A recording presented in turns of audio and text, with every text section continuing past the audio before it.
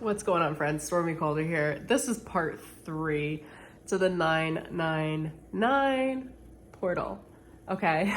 If you're following along, check out part 1 and part 2. I'll tag them in the cards. I will tag them below. They're going to be on my main video feed. Now, one of the big themes for this portal was allowing things to kind of mess their way through as you work through your own karma and the karma of others, and you be very human in the process. It doesn't mean dumping your mess on anyone, but it means things are gonna be a little bit messy. And I'm gonna give you literally a direct example. So I tried to shoot part 1 twice. It was a little bit of a mess. Then one of my friends walked in the door, and then my phone ran out of storage space, and it's literally like obstacle, obstacle, obstacle. So you are even watching me navigate the 99 portal energies because I'm in the energetics of the 99 portal, because I'm in the Akashic records of the 99 portal. So the energies are literally flowing through me. So it's when spirit talks about things being a mess as you're trying to align everything into place to human needs, to literally what humans, the bodies, need, regardless of what spiritual needs are, or the potential, the potential kind of gets a little messy in the process of it being solidified into like an engagement or to something that has to do with other humans that you're negotiating with in one degree or another. That mess shouldn't be a crazy mess. It'll just be a mess like what you just saw in my videos. So I tried to shoot it twice, and then I shoot it once, there's an interruption. I shoot it again, there's an interruption. And it's like, just keep going, because the truth is the mess is what you make of it. So it's either going to be a terrible fight in your mind. Like some people in my position would be like, oh my God, I need to edit these all together. I'm like, I don't have time to edit this. I'm going to get them out, because you guys want the videos and you want the information more than you want the time lag of me trying to be perfect in the process of stringing them all together and spending the next 4 hours trying to edit them and get them into my computer and sync them up and download them and create more space on my hard drive and then re-upload it to YouTube. It would take probably like 6 hours between upload download speeds and the whole thing. I'm like, no, my audience just wants to know. So you get it in 3 videos. Is that messy? Yes. But is it messy? No. Like, who cares? Just get it up, get it done, do whatever you gotta do. So that's kind of the example of like what the mess is. The interruptions from spirit, the interruptions from the portal energies are nothing crazy. It's more that the interruptions or the mess is there to show you, to interrupt your normal patterns or habits or ways of being in order for you to see your default. When you're interrupted, what's your default? What do you think? When you're automatically interrupted, what do you start thinking? Do you start thinking negatively? Do you start making up bad stories about yourself or others? Or do you just kind of like get a move on it? Do you just kind of move forward? There's very little that throws me off. So you guys will see me like, I'm just like, whatever happens, happens. And I'm going to make it right anyway. And that's what we're going to go through. This is part 3. Can't remember if I said it yet or not. And if you're new here, my name is Stormie Calder. I'm a personal development, spiritual development expert. I am in the Akashic records of the 999 portal for the day this week. And I'm reading the Akashic records and what the guardians are channeling through to me to send to you guys in case you missed the other videos. Okay, and that brings us to the third major theme for this energy update, which is follow your inner mastery. Can you make it right last second? So as everything's coming together and congealing and manifesting in front of your pretty little face, including all of the distractions, all of the interruptions, God is in all of it, including the details, which we'll get into, because most people say the devil's in the details, because the devil is in the details, but God is also in the details if you are willing to see, allow things to lock into place, and then to step in and rearrange last minute as you need to. Do you trust yourself to course correct? Do you trust yourself to make it right last second? I feel like a lot of people stumble with this because they're like, if it doesn't work out, then that's like a permanent decision, whatever the thing is that doesn't work out. Or if I make a mistake, that's permanent. And it's like, rarely. You can always course correct. You can always make a call and correct something. You can always literally edit a post that you had posted on I don't know, on a blog post or an email. You can always course correct. If you make a mistake, you can literally step in on behalf of your spirit and source God and just say like, hey, I made a mistake. Can I correct this? Or hey, I think there's a little misconception or a little confusion. maybe there wasn't confusion, but you can step in and correct it anyway. And that what's interesting about this is like the law of attraction attracts what it attracts. But the thing is that we can use our personal will to override the law of attraction. So it depends on how strong you are in your own core. Are you solidified in who you are? If you need more on that, check out the eclipse video that I shot. I'll link it somewhere. Because that goes into detail on that. But if you're solid in who you are, you know, people are constantly manifesting. The law of attraction is attracting whatever attracts.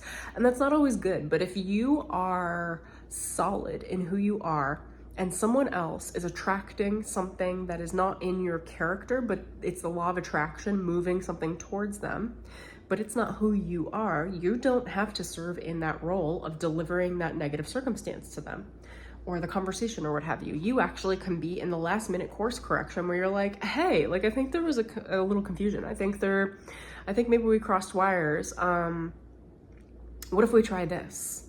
You know, there's a real spirit of cooperation and the ability of course correcting and making things right last minute in this portal. And again, this portal, like, it's the 9/9, but these energies will be here for the month, right? So this is like an addendum to September energy update themes.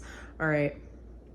So follow your inner mastery. Your inner mastery is your own code of awakening, your own code of awareness, your own spirit. Do you trust yourself and your ability to see your needs and other people's needs being met? Do you trust your ability to quickly analyze, you know, depending on your intellectual levels, like your mind? Do you trust your mind? I feel like that's a really big question to ask now. Do you trust your mind? And if you don't trust your mind, well, then I would say, do you trust your heart? Do you trust your spirit? Do you trust your character? Do you trust your integrity? Do you trust your physical? What do you trust? What do you trust? What do you trust? You do have mastery. Everyone has mastery in some area. Some people have mastery in multiple areas.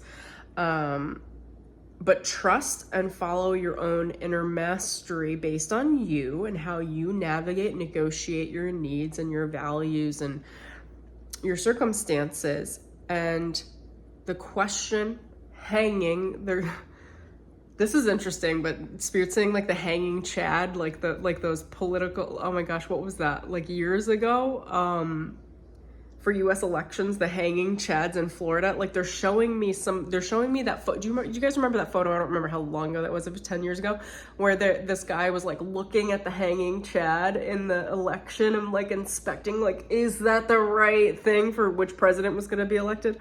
I don't know exactly why Spirit's showing that to me. They're doing it again and again and again. It's ridiculous. That's what they're saying to me. It's ridiculous. It's like whatever you're inspecting to see, is this exactly appropriately right before I agree to enter the game? Is like, Spirit's like, get off your ass. Like, enough. You're inspecting a detail, and the devil is in the details because you haven't committed. You're stuck on the hesitation of should I or shouldn't I? Should I or shouldn't I? Is this a good idea? I don't know. Is this perfect? Is this perfect? Perfect. If it's not perfect, I'm gonna inspect the hell out of it. Can I get closer? Let me just. Oh, I don't know, Spirit. I don't know if I'll agree. And Spirit's like, oh dear God, like it's your life path. Like, enough. You're either gonna do it or you're not. You're either gonna commit or you're not. Like, stop with the robust, gross inspection of the details, because what they're telling me is the devil is in the details. And if you guys, I'm sure you've heard that phrase, but let me give you a little bit more clarity. I'm going to give you an example for me. My level of attention to detail is so flipping high that it's so true. The devil is in the details, because I always have my attention on the details. Even when I'm doing like bigger strokes or movements energetically. And I notice a lot of other people don't pick up the details, and a lot of people introduce confusion at the detail level. So when it comes to big broad strokes, when it comes to big potential energies, when it comes to big planning, future planning, everybody's aligned. And then the second you start locking things into place, people are freaking out, they're making mistakes, they're literally just blatantly ignoring the details, they're pawning off responsibility. This happens all over the place. And anytime I get myself into a corporate environment, this is like, it's like, oh my gosh, devil in the details, like nobody's paying attention. So watch the details and be mindful of you getting out of your own way and looking at the details. You can bring God into the details. You can bring spirit into the details. And the details matter just as much as the big overarching plan. I don't know who needs to hear that. Some of you need to hear that, you know. Some of y'all need to hear that. The plan is nice and it's important. The blueprint's important. The details matter just as much. And that's something that humans struggle with. How do you plan for big, overarching, sweeping potential movements and for details simultaneously? You got to work it through. You got to take the plan, bring it down to earth, bring it down to the details, figure out what people have to say or think about it, and then revise, and then bring the plan back up to the most high again, and then bring it back down and try to ground some of the conversations, try to lock things into place, get your money right, you know, get your relationships right, and then edit as you go, and then bring it back up to God source, and then bring it back down to the details and iron it out. And I think most people in a spiritual process don't like that process. They think you can live in one or the other. So if we live in the details, we're living in the material world, and that gets really rough because that's where people just don't feel like they have any life purpose. They feel drained, they feel depressed. And then there are a lot of people living in the most high that are like, well, I'm not going to engage if it's anything less than perfect. And it's like, well, welcome to earth. The perfection is the mess.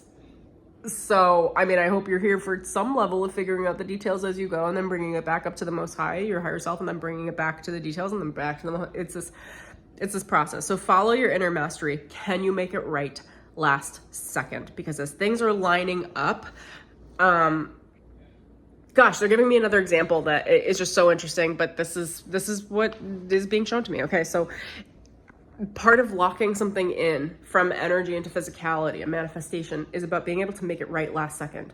I had a conversation with someone recently that was a rower, and that brought up some of my past. So I started rowing in crew when I was 11, and I did that through high school, and I did sculling through college because my college didn't have a crew team.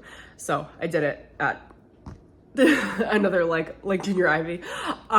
Anyway, so what was I doing? So with crew, I rowed in the bow. I actually rowed like all seats. I was very versatile, and I was a coxswain. Coxswains are the ones that sit in the front that are the coaches in the boat. I won a lot of races from coaching and coxing. And part of that is you have to be able to steer the boat, and you have to be able to know your rowers well enough to know what their capacity is to actually be able to navigate and win races, the whole thing. So anyway, I'm giving you that context. The image that they're giving me is when you're a coxswain, it's being able to correct last minute. So you're steering onto the dock, and you're not just gonna relax and let go with the flow and let your rowers do what they do and just like land on the dock. You're probably gonna crash into the dock. So it's like the devil in the details. You want to crash or you want God there? Well, if you want God there, then you have to allow God or spirit or source intelligence to occupy where you are in the moment. Become your last minute hyper vigilant awareness in the moment to make sure that the details are lined up. Like when you're docking a boat as a coxswain, you have to be on top of the steering. You have to be on top of the rowers, where the boat is going. And then there's a lot of last minute decisions to like dock the right way. Especially because crew boats are made out of fiberglass, and you could easily destroy it. You could hurt it. They can get punctured easily. It's like, you know, they're made light for a reason. So there has to be extra love and attention and care in how you dock. How you dock is making all of those last minute decisions, micro decisions in the last 5 minutes before you're actually like at the dock, before your team, your crew is docked and ready to get off the boat. So they're showing me just that vision of the last minute, like they're reminding me when I was a coxswain for years, like how you dock It's just like you have to be on top of the decisions, and you have to tell who what. Like, okay, do we need more? Oh my gosh, I forget, you guys. It's been forever. Whatever, the left or the right. What is it? Starboard or port side. And you just have to be able to steer. But those are all last minute decisions. You could be planning with spirit ahead, like, oh, I know I'm going back to that dock in 30 minutes or an hour, or when my rowers get tired or whatever. But the anxiety of the last minute decisions don't happen until you're actually docking. And that's where people freak out a lot. And that's part of this portal, is you're docking. You're docking. Congratulations. So there's going to be some anxiety about like, is this right? Oh, wait, let's get it. You have to be able to make last minute corrections and last minute decisions. So can you trust yourself to make it right last second? You should be able to, because you are fully capable. You are the captain of your ship. I can't remember if I said that yet or not, but the Akashic Records were like, you are the captain of your ship. I think that might be in the Eclipse video update. You are the captain of your ship. You are running a ship. Your ship is your experience. Okay, it is your consciousness. You're the captain. Make the fucking decisions, all right? All right, make them last minute. Trust your mastery. Like, can you see? You can observe. You know if something needs to go a little bit more left or right. Like, you know if there's a little too much weight in the bow. Like, can you just like quickly analyze, size up the situation physically, verbally, what have you, with any of your relationships and your manifestations, and just figure it out? Can you just figure it out? Because God can't just figure it out. Figuring it out is a human thing. For something to land in a human manifestation, there has to be a human mess along the way. It's not going to be perfect, because God works through humans. A human manifestation comes through the hands of other humans. And other humans are perfectly imperfect. You can expect imperfection, expect a mess, and just fucking dock and get over with this idea that if it's not perfect, it's not aligned. Oh, maybe it's not right for me. Maybe you just need to dock your ship, baby. All right? Like, just get this perfection stuff out of your consciousness. And I'm saying that with so much love, because everyone I know is pretty much this way. Because when we think in terms of spirit, we think that spirit would make it perfect. And spirit's like, well, yeah, we made the energy perfect, but humans aren't perfect. So like, I mean, I don't know, figure it the fuck out. Figure it out. Okay, that's what I got for you guys. I hope you enjoyed this video. Definitely check out the part 1, part 2 for the 999 portal. And if you guys do want to work with me, I have a couple of spots left open from now through the end of the year for coaching, for spiritual coaching, for personal development coaching, to help you guys get through a transition.